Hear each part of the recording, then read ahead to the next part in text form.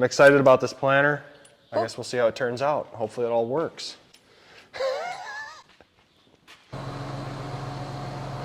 Lights. Yep, redo it all. Start over. Rip it out. Rip it out, start over.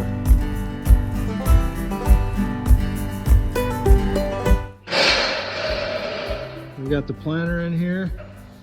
We're gonna finish taking off some stuff that we kind of missed or didn't do while it was in the corn building. We got Hank over here taking off all the discs. What do you think? Hank's got the discs all taken off on that side. He's getting them all to the scrap barrel over there with his contraption there. We're gonna start working on that shortly. Kid works hard. So Hank's working on the gauge wheel arms and the discs. I'm gonna help him with that, and then I'm gonna start loosening all the parallel arms. We just picked up Durawear, Precision Durawear this morning. So before we start tearing the parallel arms apart, I think it's important for everybody to see kind of wear points and how much slop actually is in a row unit if you're not going aftermarket parallel arms or doing something to fix that issue.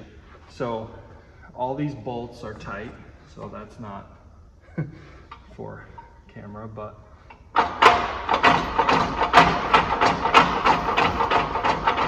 so that's obviously before we do anything here or here. We're replacing these parallel arms with Precision's Durawear.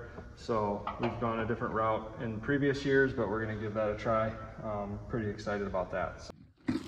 So this is how each box comes. It comes in a kit. Each row is a box, upper hardware kit, lower hardware kit, bushings, lower parallel arm. We got the DeltaForce bracket with ours, the uppers. So I do the upper ones first. I usually do today.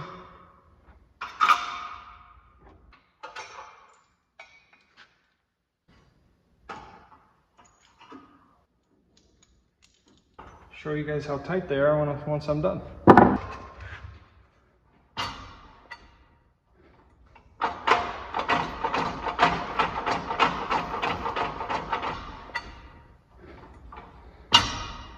No movement, especially side to side. So, all right, we are done with the parallel arms. I just got started mounting the DeltaForce brackets and the DeltaForce cylinders.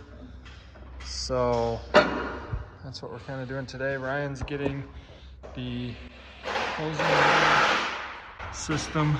There's a pile of them over there, and he's putting the right there.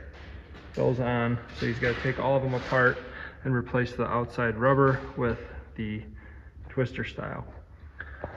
You know, overall what we did not touch is the shank, this back piece, this closing system. All of it gets gone through to make sure that it's ready to go, but here we go. So to mount this, pretty self-explanatory. These two go from the back, and this one on the bottom. Tighten those up and you're good to go.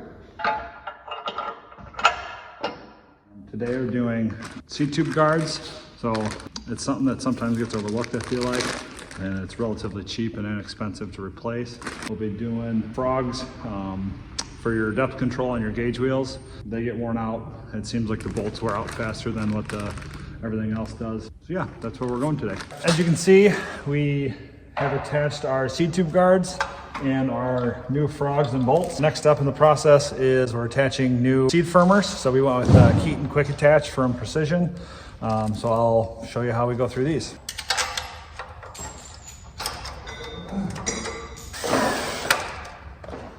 And that's how it goes. Tell Uncle Ryan he should have tightened them up before he left. Schmuck. No, Dad.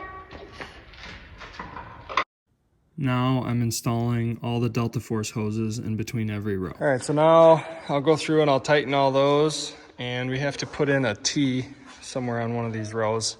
depending on where we want to tap our supply in from the lift manifold is what it's called. Sorry, I just looked at the instructions here. So see how it ties into each section. So there's a section on this side, section on that side, section in the back. What are you doing? I want to work with you. All right, so today we are installing most of our gauge wheels, our gauge wheel arms, and our opener discs. Starting fresh with brand new opener discs to check the distance on these, make sure that they're correct. We even do this on our used ones. And then we're putting our gauge wheels on and gauge wheel arms after that with our scrapers. So you keep doing it. Okay, real tight. Good job. Up and down. The strongest in our family. Am I stronger than Uncle Josh and Uncle Ben? Yeah. Am I better looking too? Yeah. All right, you slide this one in from under here until it gets tight. Tight, stop. Okay? Now we gotta measure it. Can you pull that out? What number is it? 2 3/4. Uh-oh. Uh-oh. What do we want it to be? We want it to be under 2.5, right? Okay, so since these are brand new, we wanted to kind of set them on the higher side. These have a pretty decent amount of paint on them. So when that paint wears off, hopefully we'll recheck them after a little bit after that paint wears in. We usually like to be that 2 to 2 1/4 inch range. We're probably higher than that, closer to 2.5, just because of that paint. So we decided to go with reveal on this build, and there's a few different mounting systems, so we worked with our dealer on what we wanted, planter configuration, and there's a few different styles of what we needed. The first thing we do is, this is the top, like that, and then this bracket gets mounted on the underneath side. This plate is mounted, tighten those up, and that should be done. Next we're gonna put this up on there like that.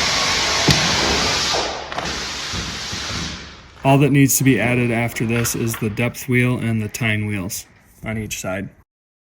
Well, this is one thing that you don't get in the Precision kits.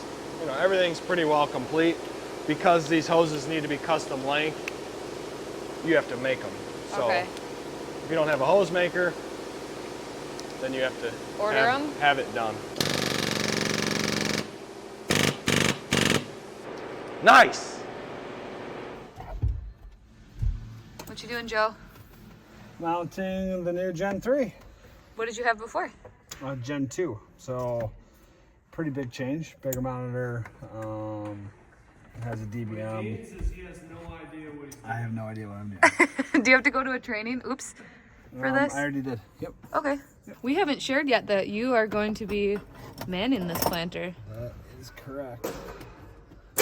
Hopefully nothing's screwed I up. want the big dog on it. Even on a newer planter, we would do the same things anyways. Yeah, maybe we bought a 2019, but it needs discs and it needs, gauge wheel arms and it needs parallel arms. And so some of the stuff we can go through and, get a cost breakdown of that, but I feel like that's an important caveat. So I would say order of importance would be DeltaForce, Durawear.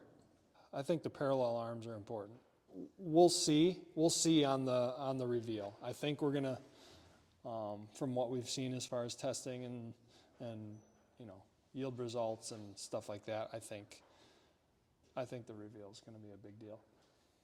I think moving the row cleaner off the actual row and making it frame mounted, as far as good ride is concerned, with the amount of features that we've put on this planter, the DeltaForce, the V-Set, the V-Drive, V-Apply, HD for liquid. The more things that you add, if you were to have a Gen 2, the slower that brain is able to work to collect all that data. The Gen 3 is just far more user-friendly, it's way faster. So this is, think of it like a power strip.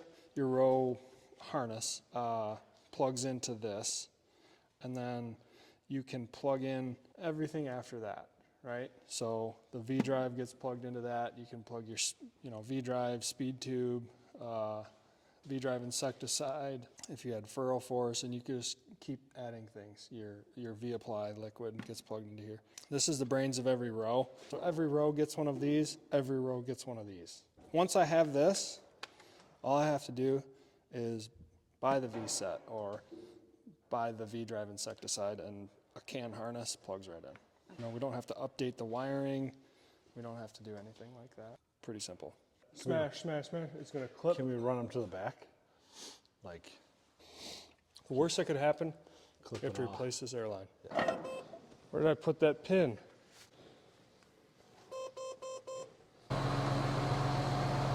Lights!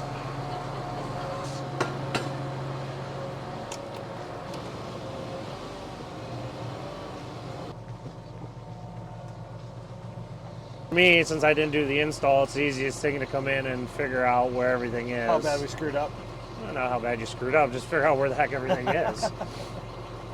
Because I can come here without even asking you where the sensors are, and I can find them and go, okay, well, it's over here. That's kind of the nice part about the new software. Is he ready to fold? Hey, can you fold? Here, I'll let you run it. We got to figure out, you're missing, it says your row cleaner controller's not there, so I need to take a look at that anyways. But why don't you get it, fold it out the rest of the way. Okay. And then where's our pressure sensor? I don't know that we put that on. So that's why it's telling me that it's red, because it's just not there. Apparently that V applied must be bad. Which one? This one. Not blinking? It's not blinking. Just doesn't blink. That's why it's got an OK on it, because the bulb must be burned out of it. So schematic. All right, now what's on 12?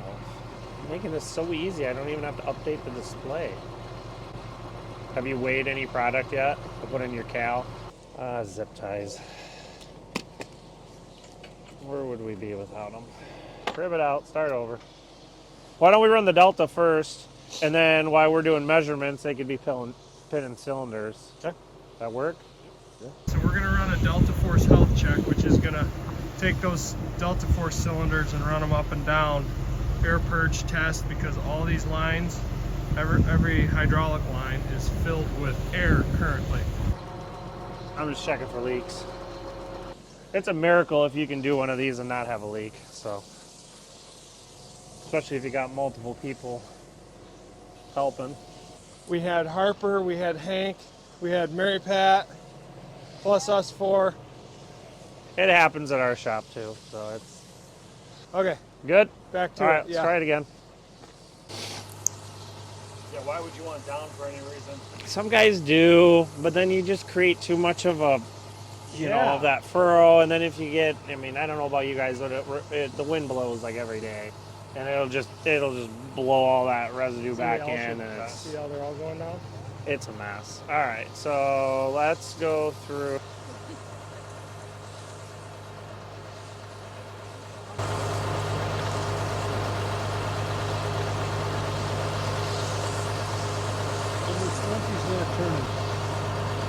Okay. Why do you do that? The whole row, all of them, down. We just may not get enough pressure to deadlift these row units. The one thing I do too when I'm doing them is I'll have a guy walk behind, and there's enough pressure there that if you just take your hand and you just pick them up, you do this, they'll pick. This one too, right?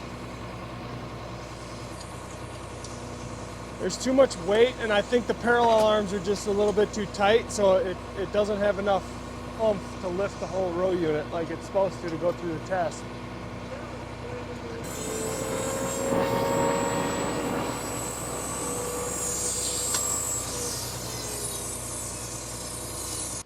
I think a lot of it was just finalizing your install.